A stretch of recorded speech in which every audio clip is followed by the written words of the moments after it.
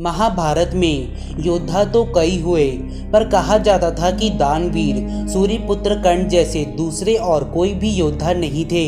वे एक ऐसे योद्धा थे जिनके पास जन्म से ही दैव्य कवच कुंडल थे।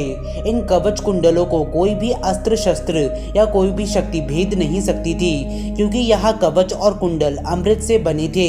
लेकिन क्या आप लोग जानते हैं कि एक ऐसा स्थान है जहां स्वयं देवराज इंद्र ने छुपाए थे दानवीर सूर्यपुत्र कर्ण के कवच और कुंडल।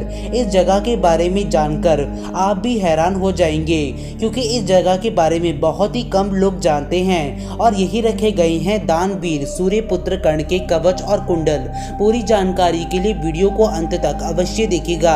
आपके अपने चैनल हिस्ट्री ऑफ गॉड में आप सभी का बहुत बहुत स्वागत है। अगर आपने अभी तक हमारे चैनल को सब्सक्राइब नहीं किया तो हमारे चैनल को सब्सक्राइब कर दीजिए, इस वीडियो को लाइक कर दीजिए, बेल आइकन आएगा उसे ऑल पे सेट कर दीजिएगा ताकि हमारे लेटेस्ट वीडियो सबसे पहले आपके पास पहुंचे। धर्म और अधर्म का युद्ध महाभारत, जहां कुछ ऐसे शक्तिशाली योद्धा थे जो पांडवों को अकेले ही हराने का सामर्थ्य रखते थे, और उन्हीं योद्धाओं में से एक थे दानवीर सूर्यपुत्र कर्ण। परंतु श्री कृष्ण की लीलाओं ने पांडवों को महाभारत का युद्ध हारने नहीं दिया था। दुर्योधन के साथ चलती हुई मित्रता और अपने साथ हुए अन्याय के कारण ही कर्ण ने कौरवों की ओर से युद्ध किया था। कौरवों की ओर से युद्ध करने के बाद भी आज भी कर्ण का नाम गर्व से लिया जाता है। ये बात तो हम सभी जानते हैं कि कर्ण का जन्म दिव्य कवच कुंडलों के साथ हुआ था, जिन्हें कोई भी अस्त्र या शस्त्र भेद नहीं सकता था। महाभारत में कौरवों का पलड़ा भारी था, क्योंकि कौरवों के साथ कई सारे महारथी योद्धा भी थे, जैसे कर्ण, भीष्म, द्रोणाचार्य, कृपाचार्य, अश्वत्थामा आदि। परंतु आज के युग में हम ये जानना चाहते हैं कि दानवीर सूर्यपुत्र कर्ण के कवच और कुंडल कहाँ पर मौजूद हैं। तो मित्रों, ये जानने से पहले हमें यह बात याद करनी होगी कि महारथी कर्ण के कवच और कुंडल कितने ज्यादा शक्तिशाली थे।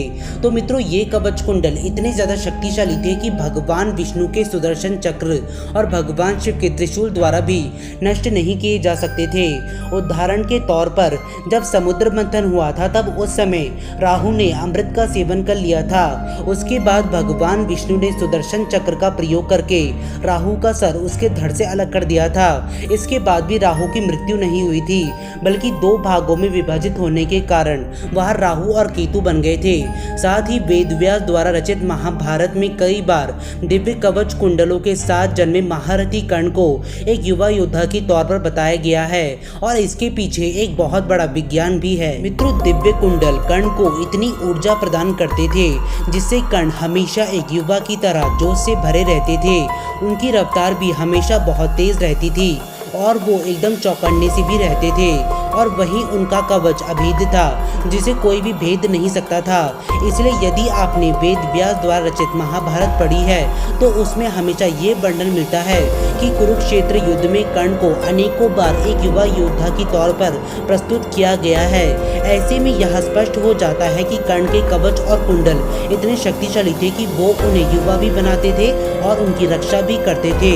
लेकिन अब जानते हैं कि आखिरकार वर्तमान में कर्ण के कवच और कुंडल कहां पर स्थित हैं। मित्रों, ये बात तो हम सभी जानते हैं कि महाभारत के युद्ध का आरंभ होने से पहले देवराज इंद्र ने एक ब्राह्मण का वेश बनाकर कर्ण से दान में उनके दिव्य कवच कुंडल मांग लिए थे। मित्रों, कर्ण की बात जानते थे कि उनसे जो दान मांग रहे हैं वो कोई और नहीं बल्कि देवराज इंद्र हैं। उसके बाद कर्ण ने देवराज इंद्र को कहा कि आपको मेरे सामने ये भिक्षु का वेश बनाने की कोई भी आवश्यकता नहीं है, आप कृपया कर अपने वास्तविक रूप में आइए। तब देवराज इंद्र अपने वास्तविक रूप में आए। सब कुछ जानने के पश्चात भी कर्ण ने देवराज इंद्र को दान में अपने कवच और कुंडल दे दिए। जो देवराज इंद्र थे उन्होंने कर्ण से कहा कि तुम इसके बदले उससे कुछ भी मांग लो। तो कर्ण ने कहा कि दान के बदले कुछ मांगना दान का अपमान होता है, इसलिए मुझे कुछ नहीं चाहिए। तब देवराज इंद्र ने कहा कि वाह कर्ण वाह, तुम्हारे जैसा दानवीर मैंने आज तक नहीं देखा। मैं तुमसे अत्यधिक प्रसन्न हूँ, इसलिए मैं तुम्हें वास्तविक शक्ति प्रदान करता हूँ। इसका प्रयोग तुम अपने जीवन काल में एक बार कर सकते हो।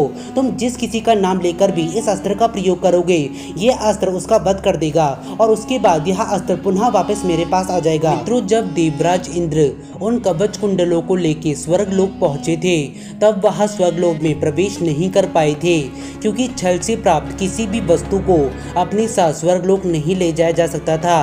तब देवराज इंद्र ने उन कवच कुंडलों को ओम पर्वत में छुपा दिया था, लेकिन उसके बाद चंद्रदेव ने उन्हें चुराने का प्रयास किया था, जिसके बाद देवराज इंद्र ने वापस उनसे वो कवच कुंडल लेकर सूर्य देव की सहायता से उसे कोणार्क में स्थित सूर्य मंदिर के अंदर छुपा दिया था।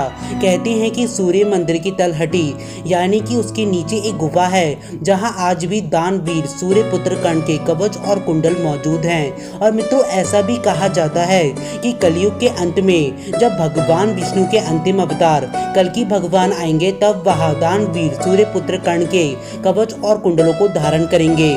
मित्रों, आज की इस वीडियो में बस इतना ही। आशा करते हैं आप सभी को हमारी यह वीडियो पसंद आई होगी। यदि पसंद आई है तो वीडियो को लाइक कर दीजिए और चैनल को सब्सक्राइब कर दीजिए, क्योंकि हमारे चैनल पे सनातन धर्म से जुड़ी सारी जानकारी हम सीधा आप तक पहुंचाते हैं। जानने से पहले एक बार सभी जीवों के कल्याण हेतु जय श्री कृष्ण अवश्य कहिएगा।